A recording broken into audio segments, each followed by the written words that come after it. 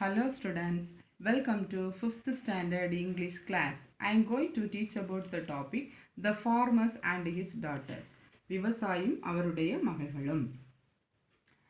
It is a lesson about a wealthy farmer. He distributes his wealth and on 3 daughters and see how they use that money. In the village of Manipuram, there lived a wealthy farmer. He had 3 daughters. The name of the village is Manipuram. Farmer was very rich person. அதாவது மணிப்புரம் என்ற கிராமத்தில் ஒரு வசதியான ஒரு விவசாயி வாழ்ந்து வந்தார். He had 3 daughters. அவருக்கு 3 பெண் குழந்தைகள் இருந்தார்கள். All his daughters were married and living their life happily. அவங்க எல்லாருக்குமே 3 பேருக்கும் என்ன செய்துட்டாங்க, திருமணமாக்கி சந்தோஷமாக வாழ்ந்து கொண்டிருந்தனர். The farmer was getting old. He wanted to distribute his wealth to his daughters. அதாவது the person become old. He wanted to give the money, all the wealth property has to his daughters. அதாவது அவர் என்ன செய்தார், வயதாகி விட்டார். அவருக்கு வயதான உடனே அவர் என்ன செய்தார், தன்னோட சொத்தினை என்ன செய்தார், தன்னோட பெண்களுக்கு பிரித்து கொடுக்கணும் அப்படின்னு என்ன செய்தார், நினைத்தார். ஆனால் அதாவது he wanted to distribute his wealth to his daughters. அதாவது அதை கொடுப்பதற்கு முன்னாக before giving that wealth wanted to know the ability of daughters. அதாவது யாருக்கு எந்தெந்த பொறுப்பை கொடுக்கணும் அப்படின்னு என்ன செய்தார், அவர் யோசித்துட்டு இருந்தார். But he wanted to know what responsibility he could give to each of his daughters. He called all his daughters and gave each of them a bag of millet.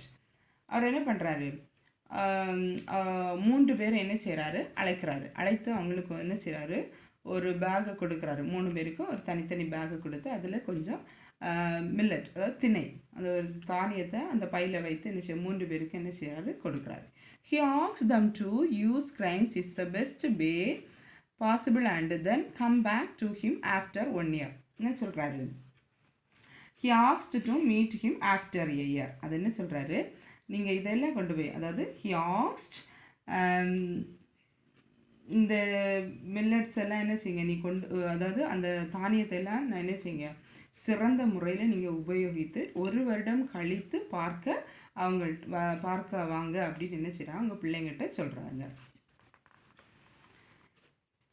After 1 year, the daughters came back to their father's house. The farmer welcomed all of them. 1 வருடம் கழித்து அந்த பிள்ளைங்க எல்லாம் என்ன செய்கிறாங்க, திரும்ப return அவங்க அப்பா வீட்டுக்கு வர்றாங்க. அவர் என்ன செய்கிறாரு, அவங்களெல்லாம் வெல்கம் பண்ணுறாங்க.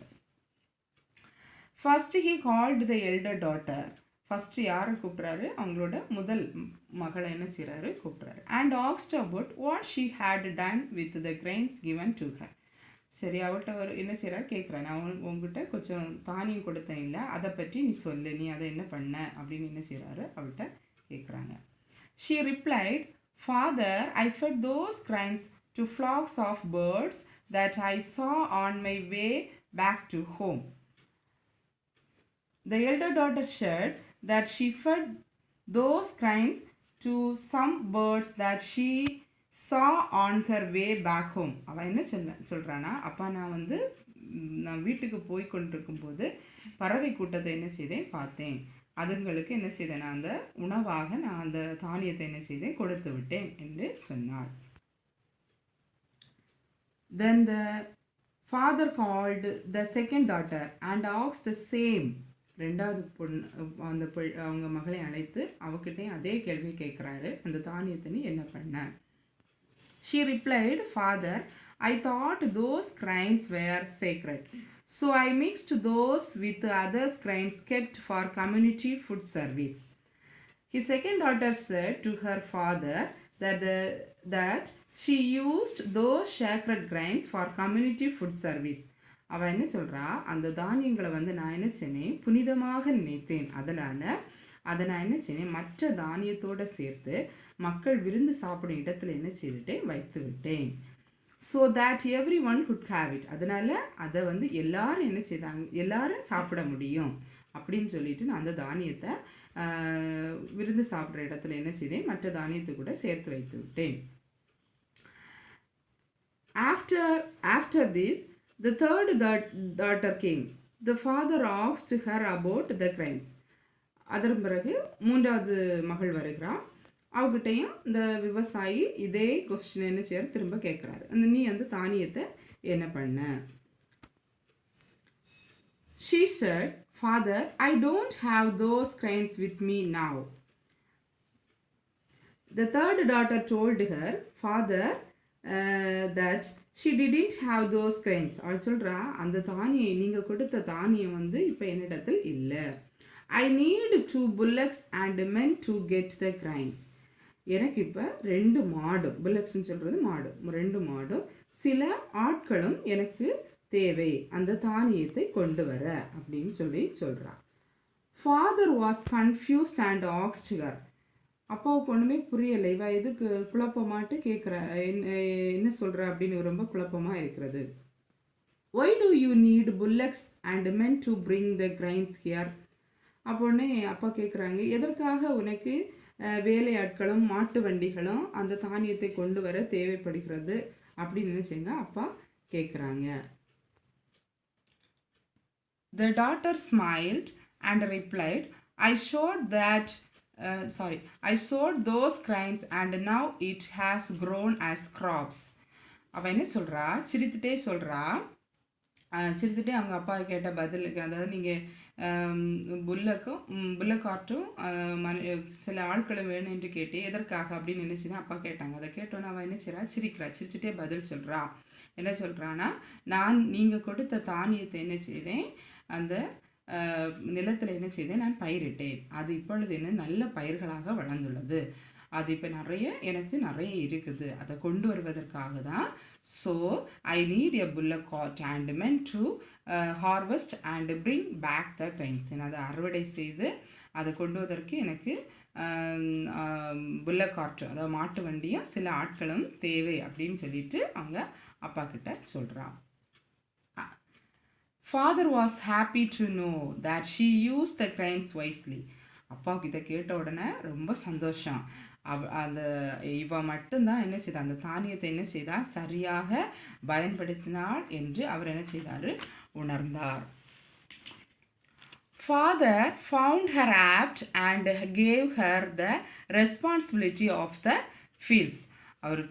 அவர் என்ன நினைச்சிட்டாரு, the third daughter used the grains in the best way. The farmer found her apt to take care of the fields. அவர் என்ன செய்தார், இவ தான் இந்த ஃபீல்டை எல்லாம் பார்ப்பதற்கு தகுதியான பொண்ணு மகள் என்றுன்னு சொல்லிட்டு அவளுக்கு என்ன செய்தார், இவ அப்படின்னு சொல்லிட்டு என்ன செய்தார் அவர் நினைத்தார். அப்புறம் என்ன செய்தார்னா, அந்த தகுதியான மகள் இவள் தான் என்று உணர்ந்து என்ன செய்தாருன்னா, he distributed his other wealth quality among the other 2 daughters. அதாவது என்ன பண்ணாருன்னா, அந்த நிலத்தை, அந்த வயல்வெளியை, அந்த ஃபீல்டை என்ன செய்தார், அந்த 3வது மகளுக்கு ஒப்படைத்து விட்டு he distributed his other wealth equally among the other two daughters. அப்புறம் அதுக்கு பிறகு இருக்கிற அந்த சொத்தை எல்லாம் என்ன செய்தார், அந்த மற்ற 2 பிள்ளைங்களுக்கும் பகிர்ந்து என்ன செய்தார், அவர் அளித்தார். அப்போ இவளுக்கு என்ன செய்தார், அவர் அந்த நிலத்தை என்ன செய்தார், இவ தான் நிலத்தை நல்லபடியாக பார்ப்பா அப்படின்னு சொல்லிட்டு இவளுக்கு அந்த நிலத்தை என்ன செய்தார், பகிர்ந்து கொடுத்தார். Okay students, understand. Next, glossary. Distribute, give a share. Responsibility, power. Millet, a cereal ground in warm countries. Sacred, holy. Harvest, yield. Wisely, cleverly. Okay students, next, in the last class we learned one memory poem, Farmer's Friend. So I now teach that poems. Answer the following. First question, listen. How do we see the earthworm often? The earthworm often see the earthworms as filth. Second question, what does it give to the farmer? The earthworm gives wealth to the farmer. Third question, why don't we use chemicals? We don't use chemicals because it harms the earthworm. Understand, students? Thank you.